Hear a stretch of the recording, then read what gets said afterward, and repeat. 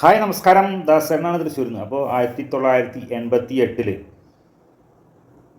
ഈ സമയത്ത് റിലീസ് ചെയ്ത സിനിമയാണ് ഒരു CBI ഡയറി കുറിപ്പ്.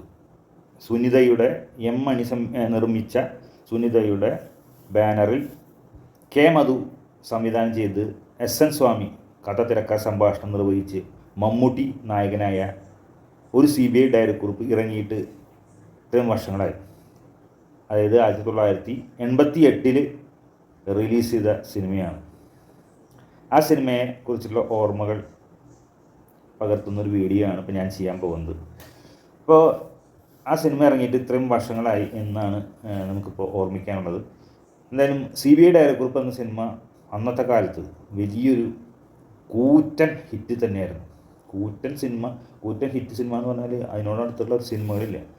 അതായത് CBI വേർഷൻ തന്നെ ആരംഭിക്കുന്നു. 5ഓളം CBI ഡയറിക്കുറിപ്പ് പാർട്ട് 1, 2, 3, 4, 5 അങ്ങനെ 5 വോളിയം വരുന്ന ഒരു സിനിമ. അതിൽ നായകനാകുന്ന ഒരു നടൻ മലയാള അല്ലെങ്കിൽ ഇന്ത്യൻ സിനിമയിൽ തന്നെ ഇല്ല. അത് അലി ഇമ്രാൻ എന്നൊരു കഥാപാത്രമായിരുന്നു ഈ കഥാപാത്രം ഉണ്ടാവേണ്ടതായിരുന്നത്. പക്ഷേ മമ്മൂക്കയാണ് SN സ്വാമിയോട് നിർബന്ധിച്ചത്. ഇതൊരു എന്താ പറയുക, ഒരു നമ്പൂരി അല്ലെങ്കിൽ ബ്രാഹ്മണ കഥാപാത്രം ചെയ്താൽ എങ്ങനെയുണ്ടായിരിക്കും, നിങ്ങൾ അങ്ങനെ നോക്കിയേ. കുറച്ചും കൂടി കുശലമായ ബുദ്ധിയുള്ള പട്ടന്മാരായുള്ള കഥാപാത്രം, അവർ പട്ടരിൽ പൊട്ടരില്ല എന്ന് പറയും. അപ്പോൾ പട്ടന്മാർ ആയിട്ടുള്ള ഒരു കഥാപാത്രം ചെയ്യാൻ അങ്ങനെ സേതുരാമയ്യർ ഈ സിനിമയിലേക്ക് കടന്നു വന്നത് മമ്മൂക്കയുടെ ഐഡിയ ആയിരുന്നു. എന്തായാലും മലയാള സിനിമയുടെ ചരിത്രത്തിൽ തന്നെ തങ്കലിപികളാൽ എഴുതി വയ്ക്കുന്ന ഒരു സിനിമയാണ് ഒരു CBI ഡയറിക്കുറിപ്പ്. ഈ പറഞ്ഞ പോലെ തന്നെ ഞാൻ 19 തവണ കണ്ടിട്ടുള്ള സിനിമയാണ്. അതിൽ ഓരോ ഡയലോഗും കാണാപ്പാടായിരുന്നു. അത്ര മനോഹരമായ സിനിമയാണ്. അതിൽ ഇതുപോലെ തന്നെ മമ്മൂക്കയുടെ വലം കൈകളായി വരുന്ന സുരേഷ് ഗോപിയും ജഗതിയും, വില്ലനായിട്ടുള്ള വിജയരാഘവനും, അതുപോലെ തന്നെ ജനാർദ്ദനും പ്രതാപചന്ദ്രനും, മറക്കാൻ പറ്റില്ല ക്യാപ്റ്റൻ രാജുവിനെ മാറ്റിക്കൊണ്ട് സുകുമാരനും ഒക്കെ ഗംഭീര പെർഫോമൻസ് കാഴ്ചവെച്ച സിനിമയാണ് ഒരു CBI ഡയറിക്കുറിപ്പ് എന്ന സിനിമ. ഒരിക്കലും നമുക്ക് മറക്കാനാവാത്ത സിനിമയാണ്. 1988 ഈ സിനിമ FDFS കാണുന്നത് ഞാൻ തൃശ്ശൂർ രാമദാസ് തിയേറ്ററിൽ ഏകദേശം 150ഓളം ദിവസം കളിച്ചിട്ടുള്ള സിനിമയാണ് ഒരു CBI ഡയറിക്കുറിപ്പ്. ഒരിക്കലും മറക്കാൻ സാധിക്കാത്ത സിനിമയാണ്.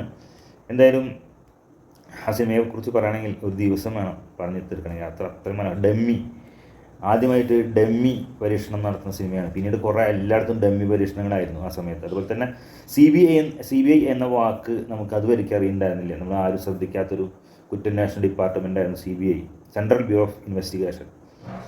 അത് നമുക്ക് അറിയാത്തൊരു വിഷയം തന്നെയായിരുന്നു. അത് ഈ സിനിമയിലൂടെയാണ് CBIയെ കുറിച്ച് ആ സമയത്ത് ഉണ്ടായിട്ടുള്ള എല്ലാ കേസുകളും പിന്നീട് കുറേ കേസുകൾ എല്ലാവരും CBI കൊണ്ട് അന്വേഷിപ്പിക്കണം എന്ന് പറഞ്ഞ് അങ്ങനെ ട്രെൻഡിങ്ങൊക്കെ ഉണ്ടാവും. അത്രയും ജനങ്ങളിലേക്ക് ഇറങ്ങിയ സിനിമയായിരുന്നു. അതുപോലെ തന്നെ ഡമ്മി ഇടുന്ന കേസുകളും, അതുപോലത്തെ ലിസിയുടെ കൊലപാതകം, ഉർവശി, മുകേഷ്, ഇവരൊക്കെ എല്ലാവരും. അതിൽ BGM ഏറ്റവും വലിയ പ്രത്യേകത. ശ്യാം സാറിൻ്റെ സംഗീതമാണ്.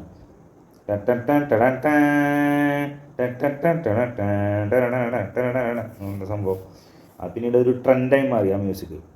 അത്ര മനോഹരമായ സിനിമയാണ്. വീണ്ടും വീണ്ടും കാണാൻ തോന്നുന്നു. ഇപ്പോൾ കാണാതെയാണ്, ഞാൻ ജസ്റ്റ് ഒന്ന് വീഡിയോ പോലും നോക്കാതെയാണ് ഇപ്പോൾ ഇത് ഓർമ്മകളെ കുറിച്ചത്. എന്തായാലും വീഡിയോ കണ്ടതിന് ഈ വീഡിയോ ഷൂട്ടിന് ശേഷം ആ സിനിമയിലെ കുറച്ച് ഭാഗങ്ങൾ എന്തായാലും കാണണം. എന്തായാലും ഇത്രയും വർഷങ്ങൾ 88 സിനിമ വരിക എന്ന് പറഞ്ഞു കഴിഞ്ഞാൽ ഇപ്പോൾ ഏകദേശം എത്ര വർഷമായി? 36 വർഷം, 37 വർഷം ആവുകയാണ്. എന്തായാലും ഒരു CBI ഡയറിക്കുറിപ്പ് ചെയ്ത മധുവിനും SN സ്വാമിക്കും മമ്മൂക്കയ്ക്കും മരിച്ചുപോയ അരോമ മണിക്കും ആശംസകൾ നേർന്നുകൊണ്ട് നിങ്ങളുടെ സ്വന്തം ദാസേട്ടൻ തൃശ്ശൂർ. അപ്പോൾ എൻ്റെ ചാനൽ കാണാൻ ലൈക്ക് ചെയ്യുക, കമൻറ്റ് ചെയ്യുക, സബ്സ്ക്രൈബ് ചെയ്യുക. ഓക്കേ.